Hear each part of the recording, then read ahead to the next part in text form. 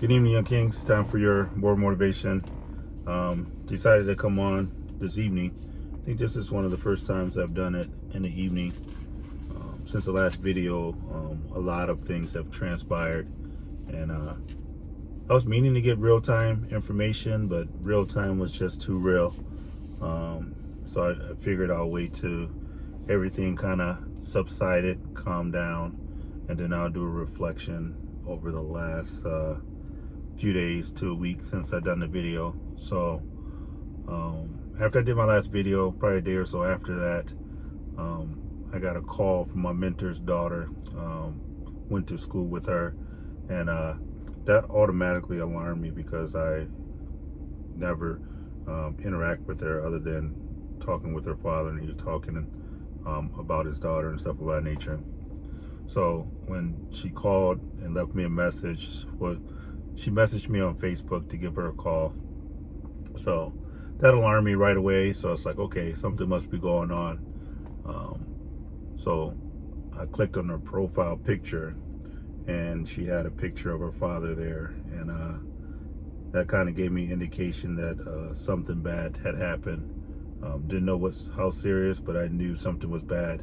And I was leaning towards death, and so I gave her a call, and she confirmed that he passed away in his yard playing with his dogs. And a young man, and I say young man, he was my mentor. Got out of the Army a while back, about 15 years ago. He was a Major Jones, but one of the brightest officers that I met. And I was a lieutenant, and I was coming in, overlapped a little bit, and then he got out, and I continued on the journey in the Army, but we always stayed in contact. He always provided that additional guidance, mentor, development, and then just that fatherly figure. You know, he just passed away. He was 62. And 62 is not old. You know, that's still considered a pretty young man to be passing away at that age. So he lived a good life, though. You know, he done a lot of great things, and I know he has helped me out tremendously through my journey. So leading up to this week was pretty intense, and today at his funeral, it was pretty hard. I cried a lot, and I was going to film, but I said no, let me just get in the moment and enjoy the moment. So when his daughter called, she asked if I would speak at his funeral, and I said if it fits with your agenda, I will speak at it. And then got a call a day later from his ex-wife, who was also in the military. She was a full bird colonel. She asked if I would speak at the funeral. So I told her I would. You know, both his daughter and his ex-wife asked me to speak.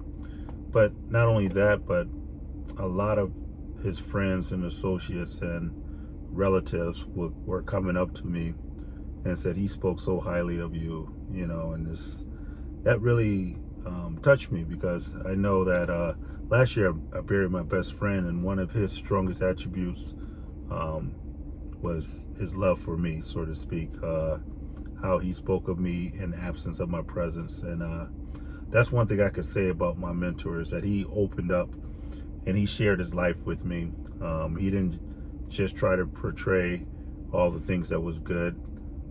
He shared with me his failures, his missteps, and he encouraged me to learn from them and grow. So most time when people try to mentor you, they want to stay in the higher state, meaning like they want to be superior and you're subordinate, and they kind of keep those lines identified. But with him, he just he shrunk the distance, and we became friends. Great man, a great man. So I was reflecting on that today in the last few days. So there's a Chinese proverb out there, and it goes like this, that if you want to grow a harvest in a year, grow a crop. if you want to grow a harvest in the next 10 years, grow trees. But if you want to harvest that'll last a lifetime, grow people. And I can honestly say that I'm a better man having been in his presence. He truly grew people. One of the brightest individuals, as I mentioned, that I ever met. And it'd almost be an insult if I said he was just naturally gifted to be that smart, or that he just was this intelligent on his own. It was just a gift from God. And although I believe it was a gift from God, he worked for it. Meaning, like, this guy head was always in the book. He was always studying, whether it be literature, whether it be the Bible, whether it be current events and stuff of that nature. He always was a learner and enjoyed information. And that's what he encouraged people around him to do, to grow, to read more, to study more, to challenge you with difficult questions. And he did that. He challenged me quite a bit, to grow. So I was thinking, like, it was the last thing that I was thinking that he would pass away anytime soon. I was just over his house, probably within the last, I think it's about 5 weeks ago, just over a month or so ago, just sitting there talking with him and about dreams, goals, desires, and navigating through life, especially coming to the tail end of my military career. He's given me, the roadmap to when you get out. Hey, you need to be looking at this. You need to make sure your medical records are straight. You need to just giving me all the keys to the kingdom to just kind of navigate some things a little easier. Started talking about his dreams, his goals, and what he wanted to do. It was a good time there. And it's just like, you don't know when the last time you will see somebody. And the one thing, as we departed that time, we talked over Messenger and Facebook since then. But the last time, was kind of similar to how he would always end our session, so to speak. He would just say, Andrew, I'm so proud of you and the man you becoming. Like, you are doing great work. And that meant a lot. That, because as my mentor, one of the things he taught me and impressed upon me was that the best thing that I could do for him is not need him when I was in trouble. Like, he wanted to pour into me and help me grow as a leader, but it wasn't his job to bail me out of trouble. So govern my actions in a way that was honorable, and that I was moving in a way that didn't compromise my standing as a good officer.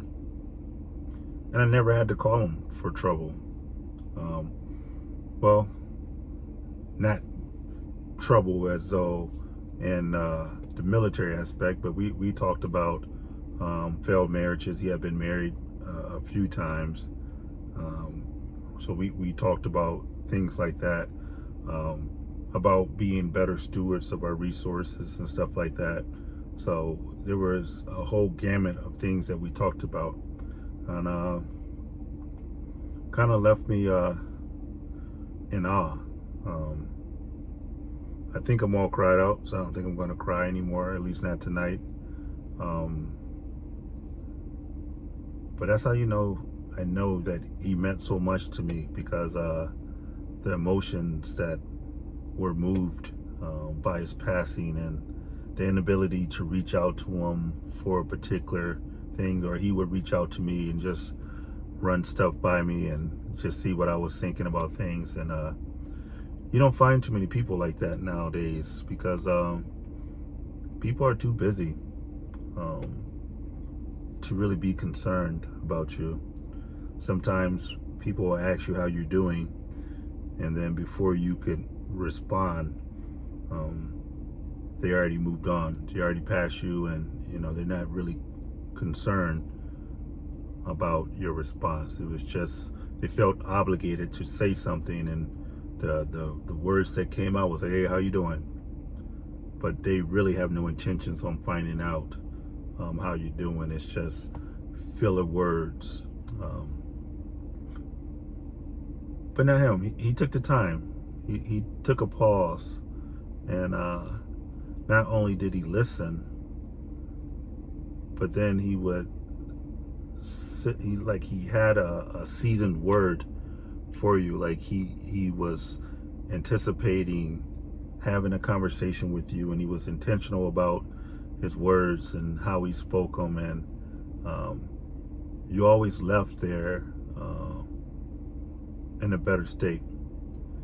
And sometimes he had a way of telling you off, and you didn't realize that he was telling you off until maybe you were driving home, and you're like, "Oh man, he really got on me." But it was just, he was so charismatic with it that he knew how to deliver the hard truth softly, in a way that made you reflect and think about it and question, maybe a stance or something of that nature. So about a few weeks ago, I posted something on Facebook, and I thought it was an alright post, and I said something to the nature of this. I says, if you come to the crossroad of loving someone versus loving yourself, always choose yourself. And then I said, this is a public service announcement from your higher self. And then one of the first comments was my mentor on there. He was like, "Hey," he put on there, he says, "That's a pretty selfish way of thinking. It's a poor world when we are only looking out for ourselves." And then he put the last part after the semicolon, "This sounds like some selfishness that the prophets talked about in the Bible and warned us against." And I thought, wow, that's not what I meant, but that's what he took from it. So I replied back to him. I says, no, it's kind of like the airplane effect. In the case of emergency, the mask will fall from the roof, and you secure your mask before you help anyone else. And he says, that makes sense, and I understand what you are saying. It just reads bad. And that's the type of man he was. Like, he could speak to you, and just like even provide a correction to you in a manner that was just like, it just cut in, in his response, he called me selfish and all these things, but it had you to take a look at it. So then, we went into the scriptures. I think it was in Matthew when it says, love thy neighbor as thyself. And I was explaining and talking with them, like, the implied task is, in order for you to love thy neighbor as thyself, that means you have to love thyself. And, just going back and forth with him, but having that person there that that has been 2 decades strong in your life and very respected and, very thoughtful about his words, and his ability to speak into your life and just speak truth. It's amazing that it's very rare that you find that. So this week was kind of challenging. He meant a lot to me, and I now understand, like, the importance of mentoring and getting into a space where now it's my time to pay it forward and to be that light, because very rarely do you have men that would build you up. There's no shortage of people around that are looking to tear you down, or to say that you're not who you think you are, or and find faults in you. But very rarely would people just invest in you on a reoccurring basis, and just be truly interested in your well-being and being there as someone who's celebrating with you, cheering with you, and then equipping you. As I mentioned before, like I've sought after mentors before, and I remember, if you watch some of these earlier videos, when I was going to flight school to learn how to fly helicopters, I was told to go seek out this colonel, that I was a pilot. He was a black pilot, and that he could mentor me along the way. And I remember searching out the individual, and then finally reaching out and engaging in what I thought was going to be a beneficial relationship, where he could kind of mentor, develop me along the way, because he had been through where I was going through. So I reached out to the individual, and I called, and he was like, well, call me after you finish flight school. He says, I get so many people calling me that they want to start this, and they want me to mentor them, and then they don't make it through. So don't call me until you finish. And I thought that was very harsh. Like, man, I needed you to help me get through. Like, but he had a mindset like he didn't have time to invest. He wanted you to display a level of achievement before he came in. And I got through flight school, but I never called him. But I stayed in contact with Major Jones, and I've always called him sir, even though over a decade ago I was a major too. Out of respect and reverence for him, I still called him sir. And then when I got promoted to lieutenant colonel, he celebrated it. And although from a military rank perspective I outranked him, I still call him sir. Like, that's how much reverence I have had for him as a man, because he was an intellectual giant, and one that was really light years ahead of his time.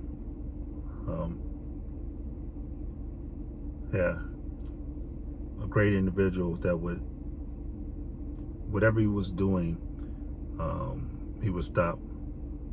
And so if you have someone in that life, in your life, find a way to give them flowers while they're still here. Find a way to celebrate them. And I tried at times, and I know there's other things I could have done to show a greater appreciation for his investment. But yeah, if you have that, give them their flowers while they're here. As I was reading this morning in the book of Ecclesiastes, chapter 3, and it starts off with saying there's a time for everything under the sun. Like, there's a time. A time to be born, a time to die, a time to plant, a time to be uprooted. A time to gather and a time to scatter. And it was just going through all these things within a season. A time to hate and a time to love. A time to laugh and a time to cry. And through each of these contradictions, they each had a season in which was appropriate for the particular time in your life. And I hear that a lot at funerals, that there is a time.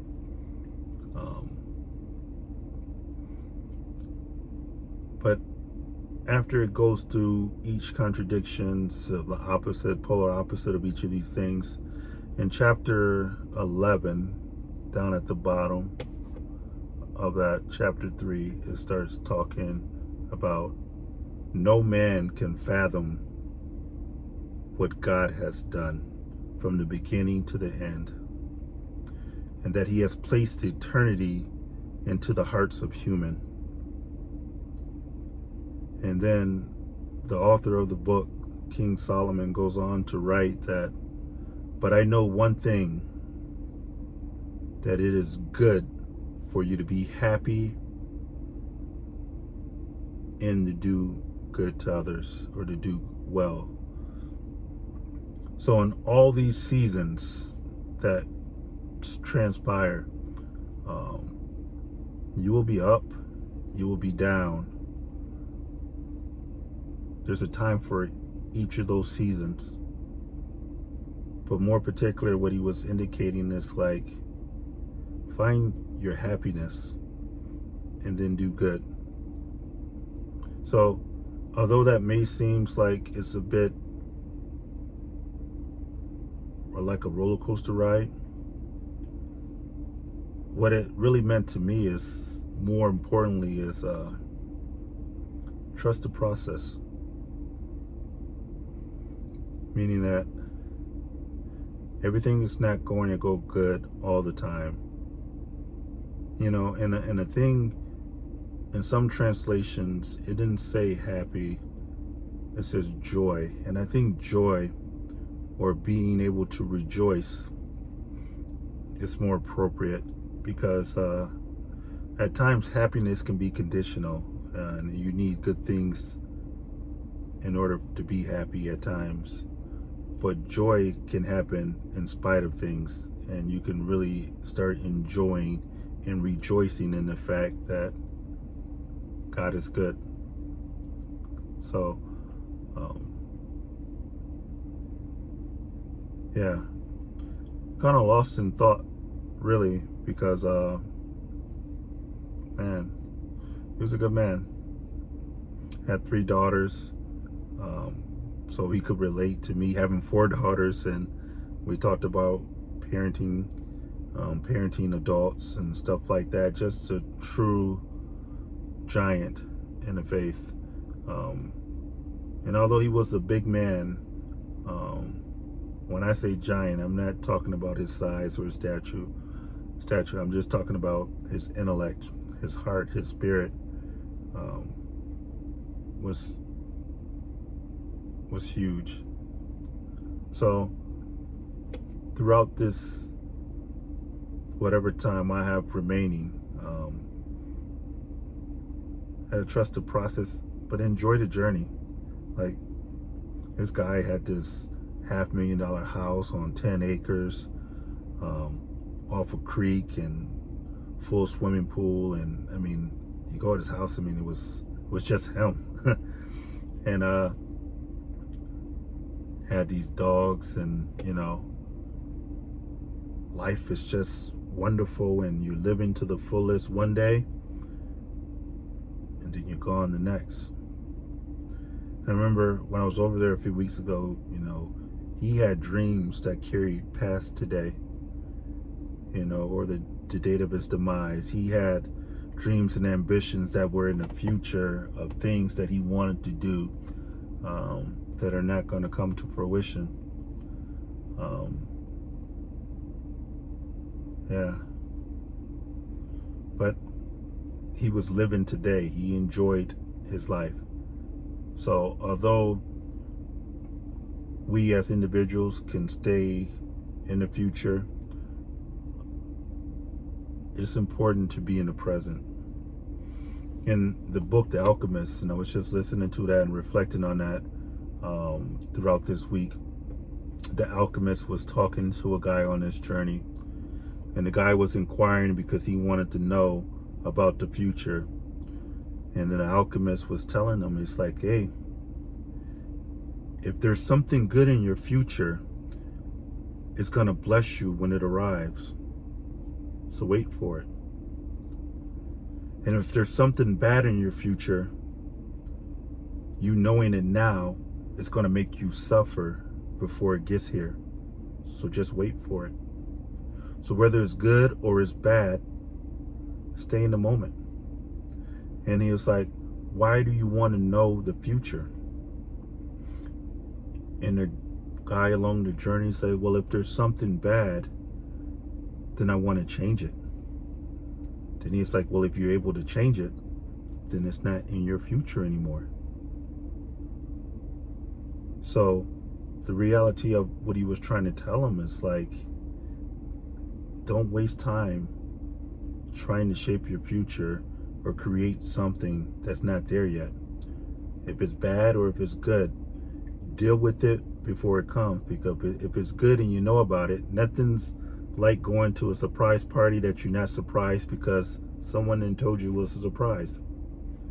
And there's nothing worse than worrying and being worrisome about something that hasn't happened yet, and then going through those exact feelings again once it happened. So don't be held hostage to your past, because you're not there and you can't change it. Don't be prisoner to the future, because it's not here and you can't touch it, you know. But stay in your present. And I think that's why they call it a present, because it's like a gift. Be well, young kings.